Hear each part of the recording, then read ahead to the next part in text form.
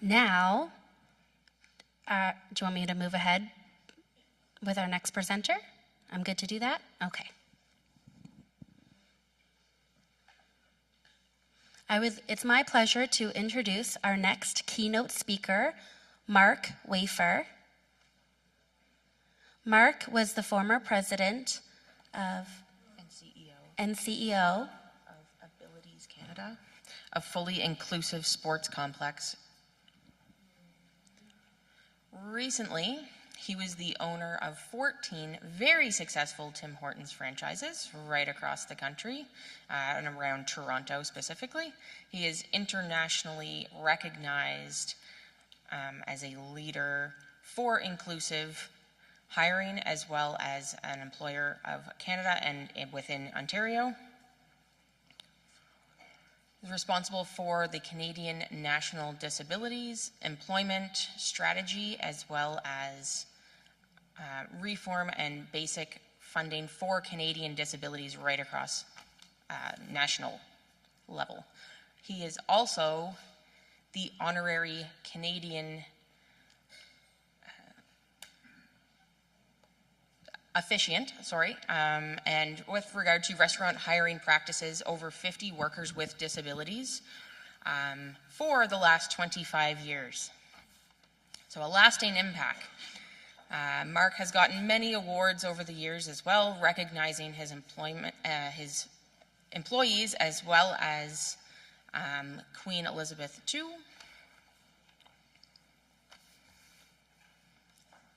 He was inducted into the Canadian Disability Hall of Fame in the year of 2014. Sorry, just trying to get my paperwork here. And so, a prolific connector of people, Mark has raised over $100 million for the disability and broader nonprofit sector. And with all of that, we would like to welcome Mark to the stage. And also a competitive race car driver over the years. In 2008, the race car champion, the Canadian historian. So please welcome Mark to the stage.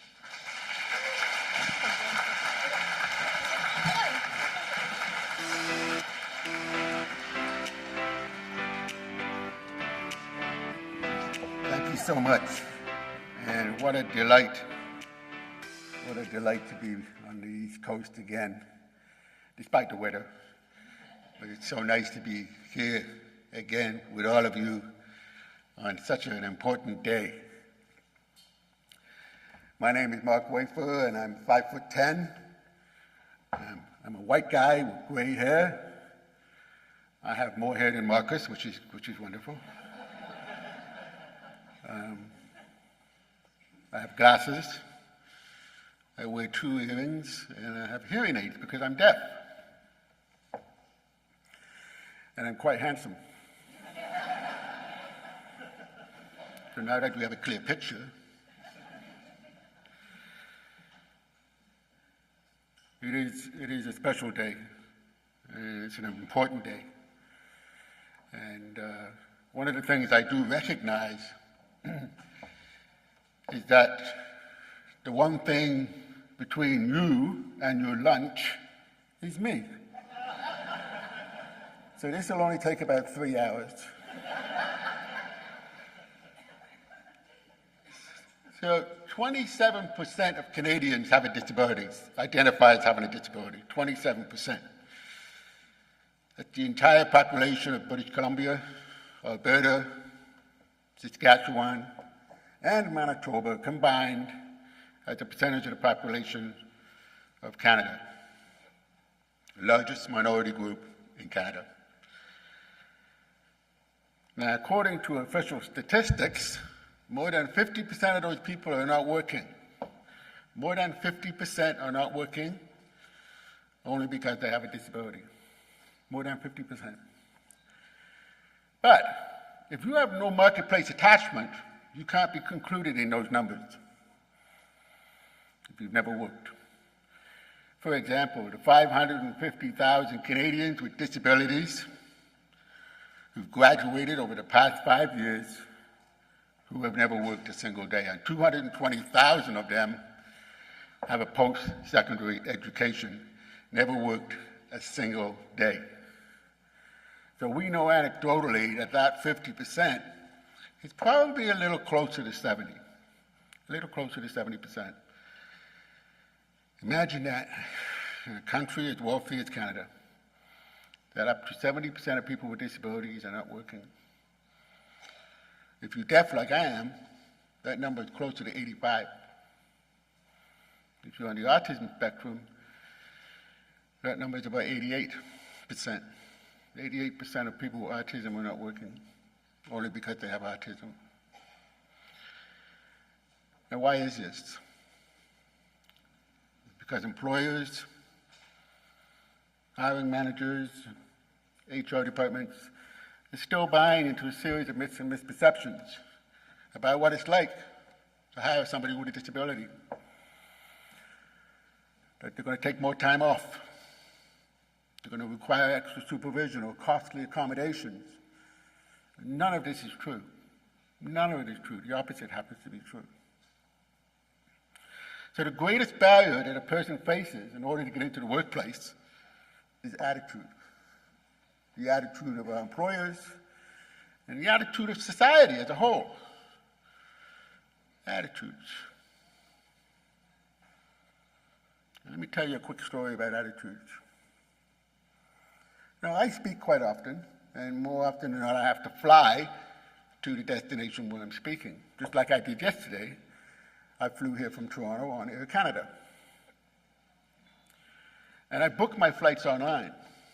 So I go on the Air Canada website, and I fill out all the boxes, and I come to a box and it says, do you have a disability? Yes, I do. And a whole bunch of drop boxes come down. Deaf, blind, user of a wheelchair, user of a service animal, supporter of the Toronto Maple Leafs.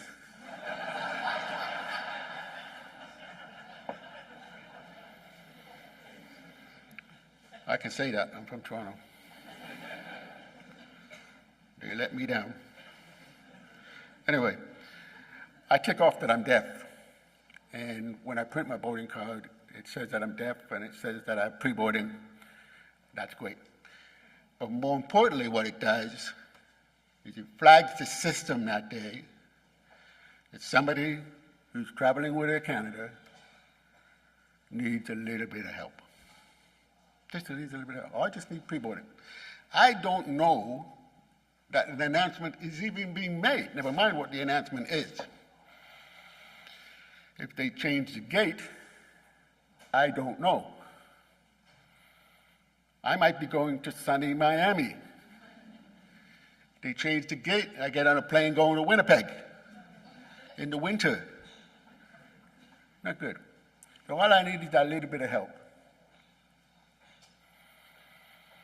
Air Canada has been so good to me. Air Canada is my favorite airline. When is the last time somebody said that to you? But I don't always get to fly Air Canada. A few years ago, I was in Germany, and I was heading to London to speak, and I had to book my flight online, just like I normally do. Different flyer, different airline. And I check off all the boxes, and I come to this box, and it says, do you have a disability? Great. I tick it off. No drop boxes. No drop boxes. So how does that airline know what to deal with? What are they going to be dealing with the next day? How could they possibly be able to help if they don't know what to expect? So the next day, I show up at Dusseldorf Airport, go to the check-in gate, and the lady says, Mr. Wafer, we've been waiting for you. Here's your wheelchair. It's not the first time it's happened. It's certainly not the last time that it's happened. It happened just a couple of weeks ago when I had a flight to Chicago. But me being me, I said to her, I had a miraculous recovery since last night, and I don't need your wheelchair. But now I can't hear anything, so. She didn't think it was funny. But apparently, if you take the wheelchair, you get through security faster. I didn't know that. So from now on, I'm taking the wheelchair. Attitude. The attitude of that airline. Imagine how far they've got to go just to get to the level of where Air Canada is. And Air Canada is not really that high. But think about the attitudes. Attitudes. So let me bring you back to the workplace.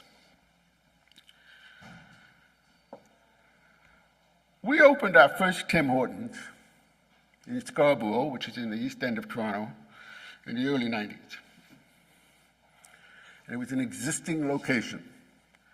It had been open for 2 years, and we were buying it off somebody who was leaving the chain. And so the first day, you can imagine what it looked like. Here I am, no idea what I'm doing, running a Tim Hortons, all new staff, but with a clientele who'd been there for 2 years. They had expectations, and we failed miserably. The store was a disaster. At the end of the day, the kitchen was piled up with dishes, and oh boy, it was bad. So we had a need. So I put an ad on the door, dining room attendant needed. This was my first day. Dining room attendant needed. And this young man walked through the door and applied for the job. His name is Clint Scarlett. Clint was 23 years old, just graduated from high school, and Clint's living with Down syndrome. Now, I didn't have a lot of experience being around intellectual disabilities at the time, so I didn't know what to expect. But what I did know is that because of the barriers I faced as a young man being deaf, the barriers facing Clint with Down syndrome were going to be even greater. And this is in the early 90s.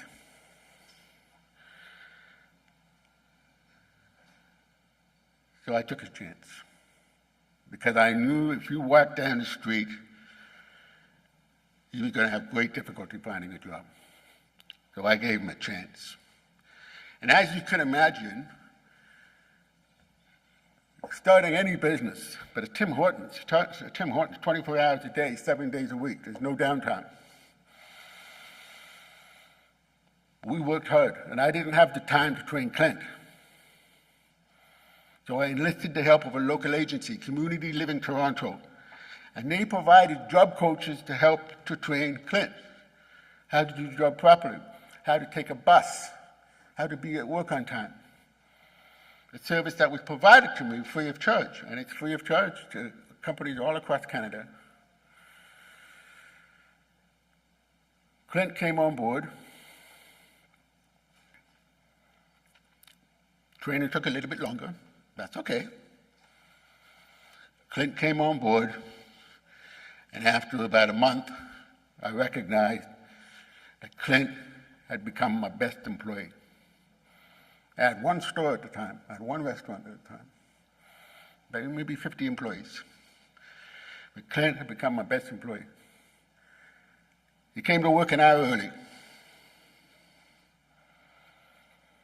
I couldn't get him to take a break.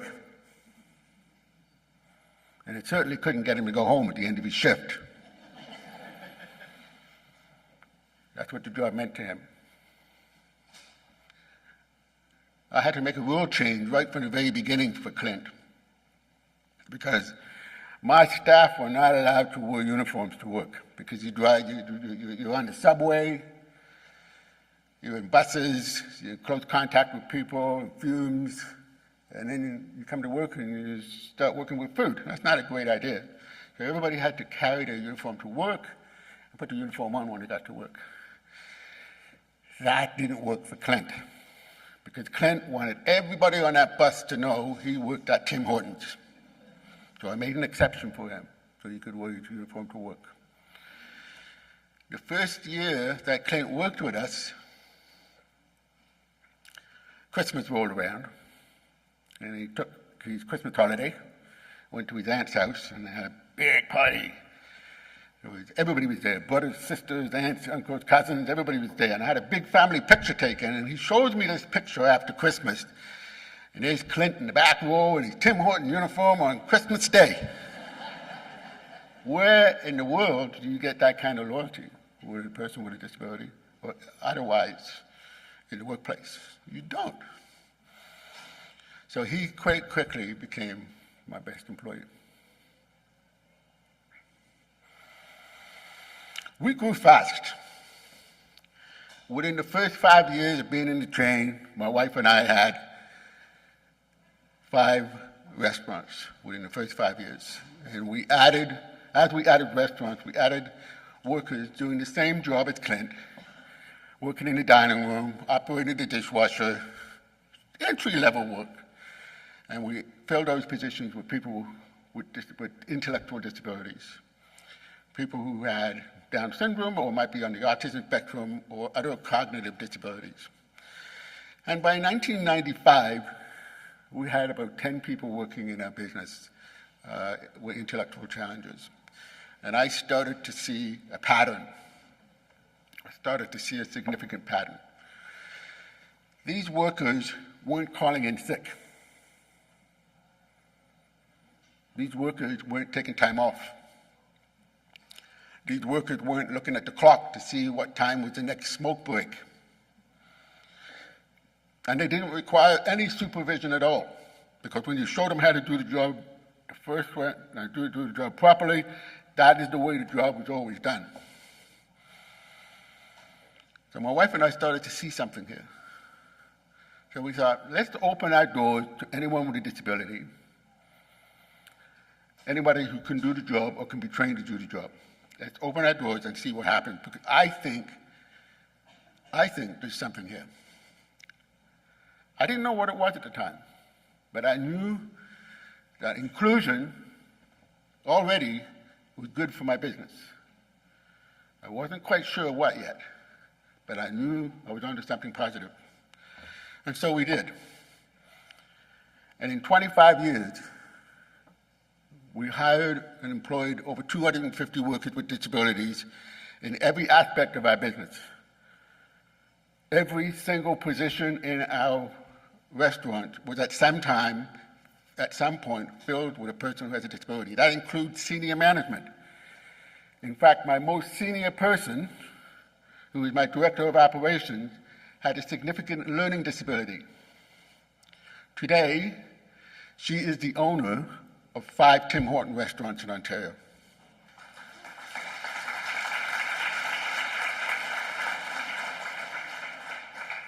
So what happened?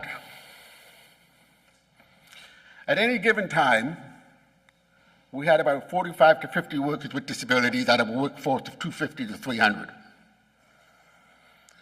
The first thing that happened was absenteeism went down. The absenteeism rate for our 50 workers with a disability was 85% lower than our workers without a disability. 85%. I can tell there's not a lot of people in here from business, because if it was from business, you'd be clapping with that one. 85% lower. And that can be scaled, because there's a company in the United States called DuPont. Some of you may have heard of DuPont. It's a paint company, automotive paint company in the States. They hire thousands and thousands of workers. About 25 years ago, they hired a number of people with disabilities in one plant. The absenteeism rate went down to 86%. So 86% lower for the workers with disabilities than those without. 86%. And there's a cost associated with absenteeism, a very big cost for employers. Secondly, was the safety rating. Safety ratings are at least the same, if not higher, with people with disabilities. I myself, as a deaf person, can't walk out the front door here and run across the street without looking. You can, and you're more likely to do it than I am. I can't hear anything. So I don't know if there's a bus coming, a Mack truck, a cement mixer, I don't know what's coming. So I have to look. That type of thinking is transformed within the business, in the workplace. People with disabilities more likely to work in a more safe manner. For example, if you've got a person with cerebral palsy working in your restaurant or working in your business, they're not going to get out of their wheelchair, climb up onto one of these chairs here to get something off the top shelf. No, they're going to get one of you guys to do it so that you fall down instead. Right? They're not likely to do that. The safety ratings are typically better when you've built capacity in a workplace with workers with disabilities. Now, anecdotally, I can tell you that all day long, but here's the proof. In the 25 years that we were in business, we never filled out a workplace injury claim for a worker with a disability in 25 years. That meant I enjoyed the highest possible safety rating in my sector. And of course, safety cost money. Then there's the innovation factor. People with disabilities problem solve differently to those without. Let's take that same person, that same employee with cerebral palsy in a wheelchair. They get up in the morning, take a shower, get dressed, eat breakfast, go down into the parking garage, get in a car, drive to work, maybe with hand controls. Every single thing they did, everything they do that morning is different to you and me. Not better, different. They have different problem-solving skills.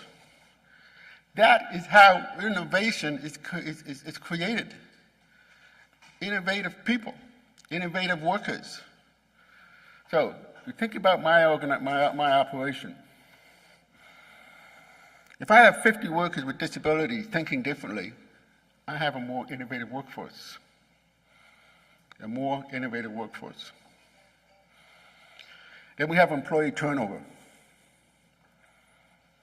Typically in a Tim Hortons, McDonald's, or any other fast food restaurant, any other quick service restaurant, the employee turnover is around 100% per year. So I've hired every one of you today. I have the same number of people next year, but you're all gone. 100% turnover. That's normal. In our 14 restaurants,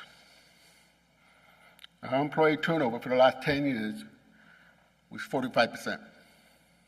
45%. Not because we're better than anybody else, we're certainly not.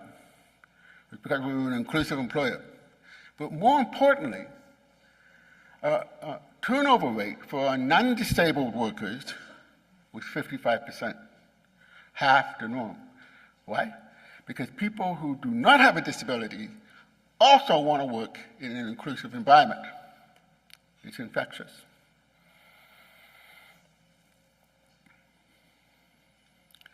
Put this into dollars and cents. When you go to a Tim Hortons and you're served by the person at the counter, that's an entry-level position. To replace that one person cost us about $4,000 to $5,000. If my turnover rate is 45%, and the typical turnover rate is 100%, whose operation is making more money? Mine. And this is where we came out with the business case for inclusion. Charity doesn't work. Legislative compliance doesn't work. Business owners will ignore it. But when you talk to a business owner about their bottom line, how your bottom line is going to be better because you're an inclusive employer, all of a sudden they start to listen. And one of the questions I get is around productivity. And it's an interesting situation because counterintuitively, people with disabilities have the same, if not better, productivity. And I'll share a quick story with you about that. About 15 years ago, I did a presentation to a group similar to this, and at the end, this young lady came up to me and said, I'd like to come work in one of your stores. Her name was Brigida, and Brigida was profoundly deaf. So I said to her, do you have a resume with you? And she said, she had a resume, and she handed it to me. And I'm looking at it, and it says that she graduated from Queen's University with an MBA 3 years ago. Never worked a single day. Never worked a single day, because she's deaf. Imagine that. How can you not get a job in the city of Toronto with an MBA? But she couldn't get a job. So she came to work for us. At the time, I had just renovated a restaurant, and I put in what we call tandem teams, which is where 2 people work the front counter. You've probably seen it. It's common today. You go to a Tim Hortons, one person serves you and takes your money, and the other person's actually putting the product together. And they're not even listening to you. They're looking at a computer screen. So I said to Brigida, this job will probably work really well for you, and I've just renovated my store, and positions available if you want it, so she took it. And she did great. She did fantastic. I don't give out medals for being fantastic. I expect people to work to the best of their ability, and she did. One day, we had an internal posting for a baker's position. Now, a baker's position is full-time, it's semi-skilled, and it pays considerably more money. And Brigida applied for the job. Now, in a Tim Hortons, all the bells and whistles and noises in the kitchen are all audible warnings. So when you put product in the oven and it's ready, there's a buzzer. It's time to take the product out. And so we don't judge. We didn't judge. We didn't say to somebody, you can't do it because you're deaf. You're a smart lady. You got an MBA. You're applying for a job. You obviously know something I don't know. So I said, go in and take an hour, go into the kitchen, take an hour, and you figure this out for yourself. It's what we call ATP. Ask the person. Brigida goes into the kitchen, and a couple of minutes later, she's in my office, and she says, Mark, the ovens have timers. I don't need a buzzer. Those are for lazy bakers. She says, I can do the job. So I said, fine. I'm deaf, and I hadn't even thought of that. So she got the job, and she did fine. She did great. But one of the things I noticed is that over a period of time, more product was being baked in that particular store, in that particular restaurant. And in a Tim Hortons, when we bake product, we bake it to sell it. There's no guesswork. There's a software program, there's AI. It tells us exactly what we're going to sell in the next couple of hours, and so we only bake what's being sold. So I knew if she was baking it, we were selling it. So I did an analysis of her work, and I found out that she was 18.4% better than the next better baker. By hiring somebody with a profound disability, as Brigida, I made more money. Does the business case make sense now? It does. And that's what we have to talk about when we're talking to employers. We have to say to them, have you made enough money today? Because that's language they understand. It's not greed. We're not greedy. Well, some of us are. But most of us are not greedy. It has to do with survival. You have to have the cash flow. You have to have the income and the profits. What kept me awake for a long time was my payroll. My payroll was $3 million every year. I had to make sure that my sales and my sales increases were good enough to make sure I could afford that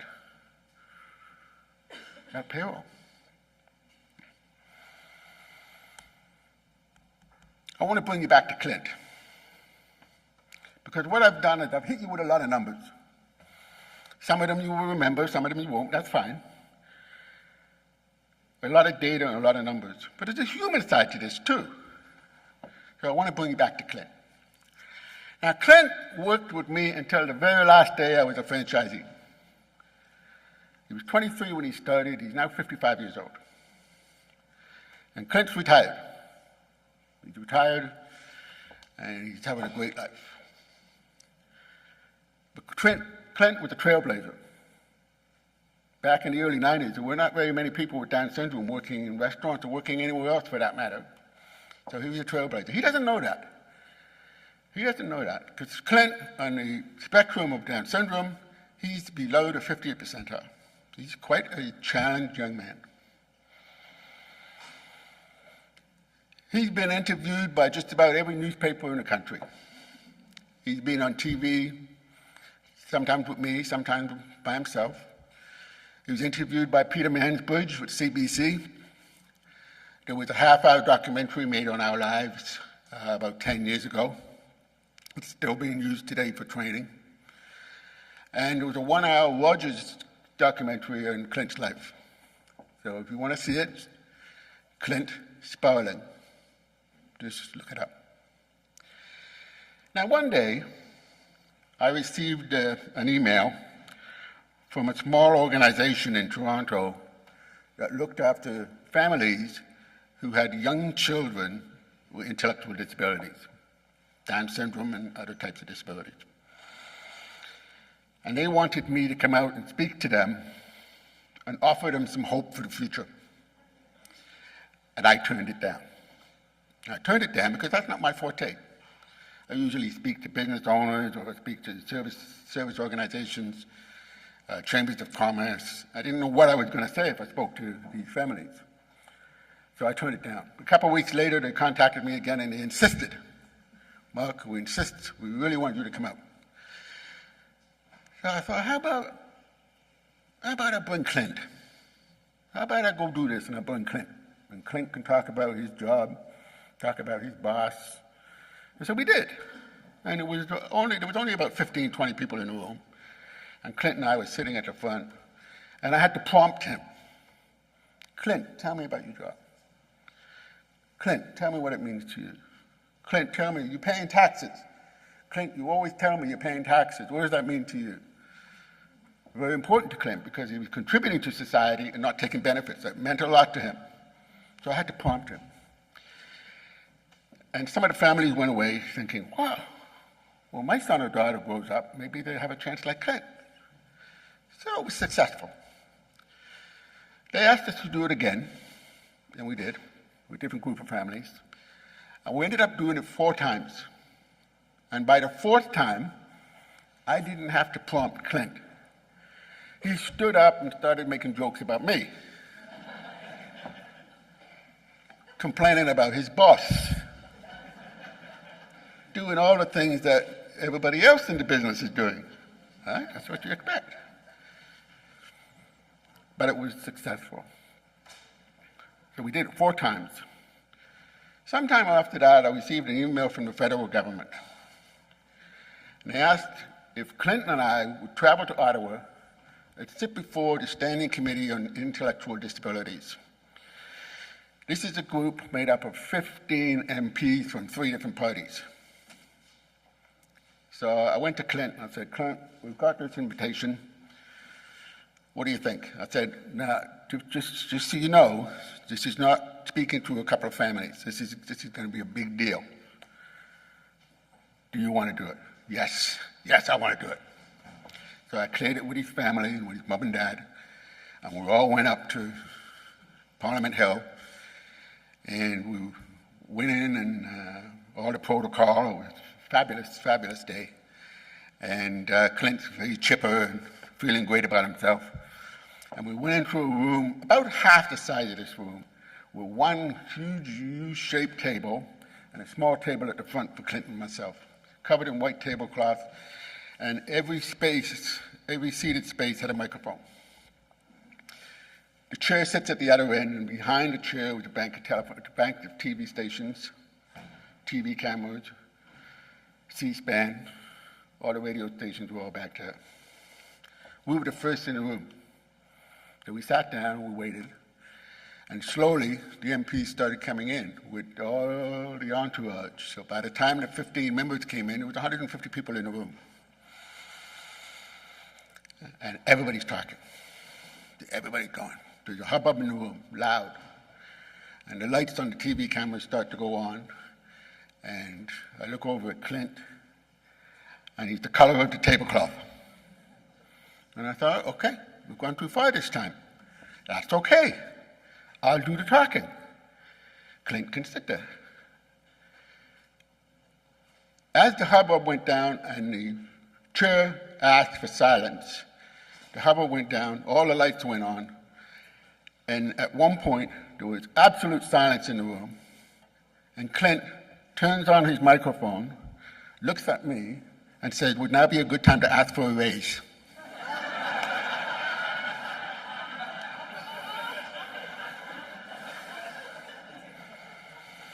It was the first time in many years that all three parties were laughing at the same joke.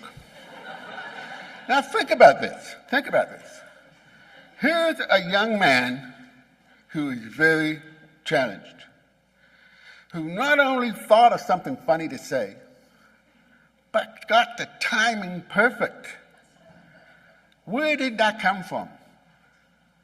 The confidence that he has, the confidence that he gained by being a regular worker, earning a regular paycheck, paying taxes. That's where it came from. That's the human side to this. This is what we want for ourselves and our children and our children's children. This is what we want. The opportunity that was given to Clint changed his life. Changed my life too. Now, when I started speaking up here, I said 27% of the population have a disability. Now, when I speak to business, I know that there's a few in the room who will think, oh, that's all? I can afford to ignore that. I don't see people with disabilities coming into my business. I don't see people in wheelchairs coming into my restaurant, the one that has 7 steps before you get into the restaurant. So I can afford to ignore that 27%. Well, I'm here today to tell you can't. And here's why. Because if you take that 27% and you add in the direct family member, mom, dad, brother, sister, son, daughter, you're at 73% of the Canadian population. 73% of the population are directly affected by disability. They either have one or they have a loved one at home who has a disability. It's front of mind all the time. And in a retail business like the one we were running, we could not afford to ignore that. When we sold our business in 2017, after 25 years, we had 14,000 customers per day. Imagine how many of them were directly affected by disability. Over 9,000 of those, over 9,000.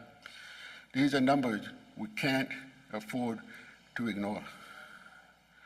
That's the number I want you to take home with you today. That's 73%. Thank you so much for having me here. Thank you. This has been a great presentation for a great audience, so thank you very much.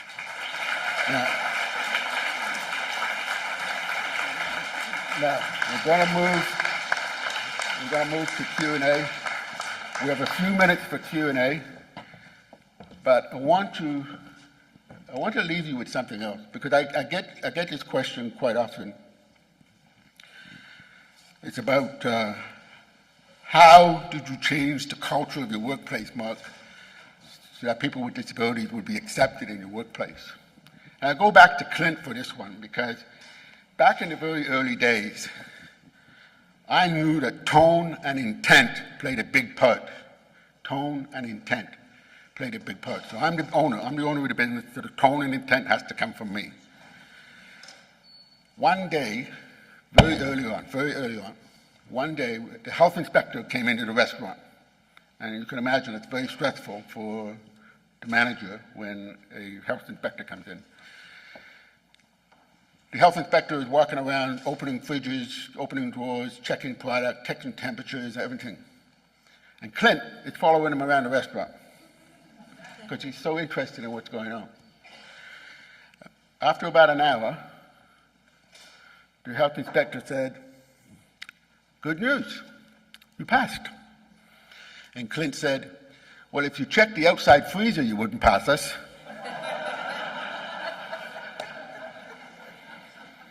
The health inspector just laughed and gave us the pass, and that was it. The manager comes to me. The manager had been working with me for 1 year. The manager comes to me and says, "Mark, I can't do this anymore. You have to make a decision. Clint or me. You've got to get rid of one of us." I said, "Well, that's easy. You're fired." Tone and intent. Imagine how that affected the rest of the employees, non-disabled employees, the management team. They thought, Mark is serious about this. We're definitely going to be doing this. We're definitely doing this. If you don't buy into it, now's the time to leave. So I get that question all the time, so I thought I would add that in before somebody actually asked the question. But anyway, we have 5 minutes? We can have 5 minutes. 5 minutes. Does anybody have a question? Can you wait for the microphone coming? Yeah, no problem. Thank you. Hey, my question to you is, so how did you handle hearing about the situation when the lady in the wheelchair who was deaf didn't get hired because of her her hearing issue, and how did you reassure and comfort the employee when you accepted her into the job at Tim Hortons is my question. How did you handle the lady who was not employed but was in a wheelchair and she was deaf, and how did you accommodate her by her actions when she was not? Yes. Yeah, okay. So we accommodated her by writing. So we left notes for her. We communicated back and forth by writing. She was able to speak a little bit. I lip read. She was able to speak a little bit. So her and I could actually communicate without writing. But if she had instructions would be in writing. And if you had inquiries or queries for us to put it in writing, it's very simple. I mean, most accommodations are simple. Most accommodations don't cost anything. They're just a pen and a paper, and you've got full communication. Right? That's not always the case, because sometimes deaf people can't write English.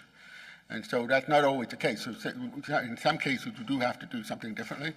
But in this particular case, she was very fluent in English. Thank you.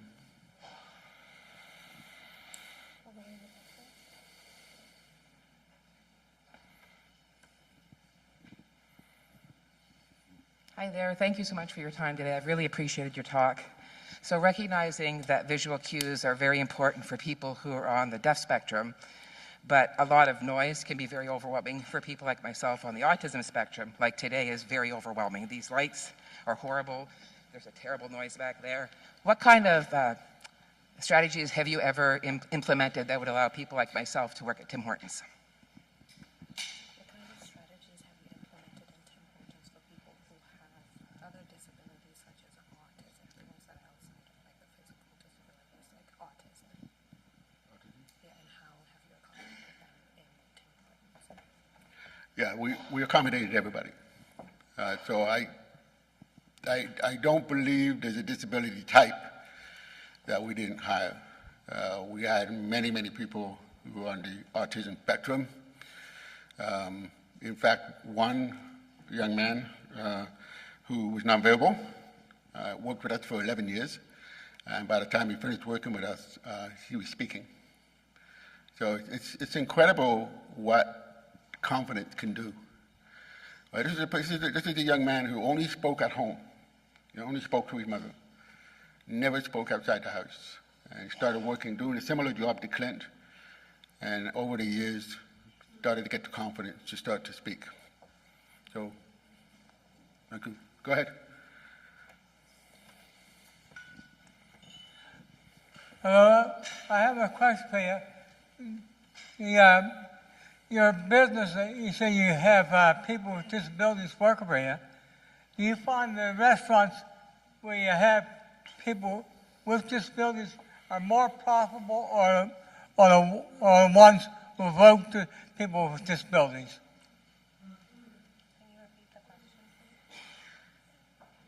Could you repeat the question? Your business there, the stores that you have with people with disabilities, are they more profitable or the ones without people with disabilities? Profitable or probable? Profitable. Profitable. So do you think that restaurants with the people with disabilities are more profitable than those who are? Well, people with disabilities, we don't, we're not putting them up on a pedestal that there's some, superheroes. It doesn't work that way. The profitability comes from the fact that you're creating an inclusive environment. People are staying longer. People are taking less time off. People are working in a more safe manner. Productivity is the same, if not more. It's not greater. That's where the increase to the bottom line comes from. And this also has to be from capacity.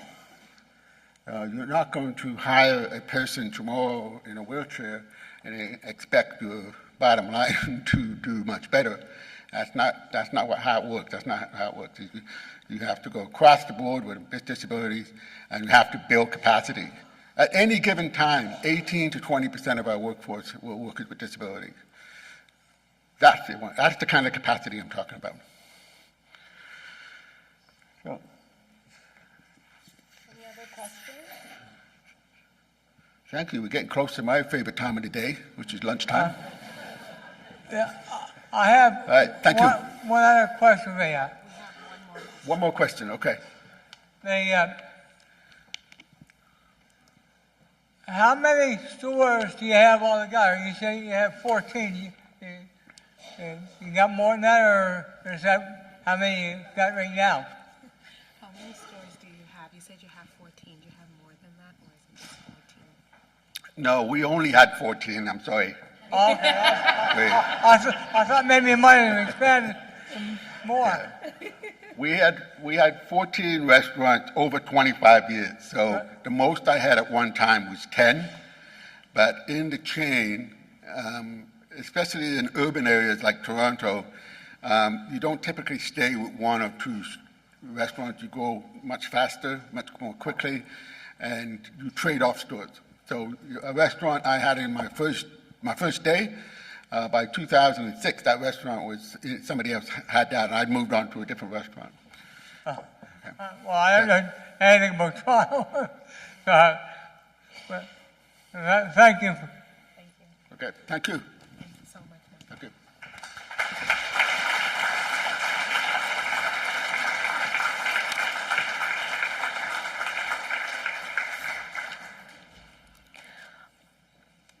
I'm just gonna stall.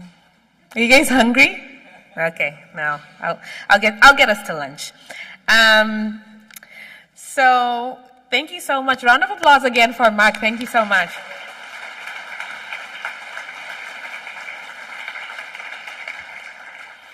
So I feel like Mark here was kind of reminding us that the barrier is never actually disability, but it is more the attitude behind it. That's what I picked out of this. Is that what you guys picked out of this? That was pretty awesome, and I'm so grateful to hear the tremendous experience and kind of like what it is that some of us can actually like implement as we are going in our day-to-days, accommodating everyone. So that was really awesome. Thank you so much, Mark. We are now at lunch.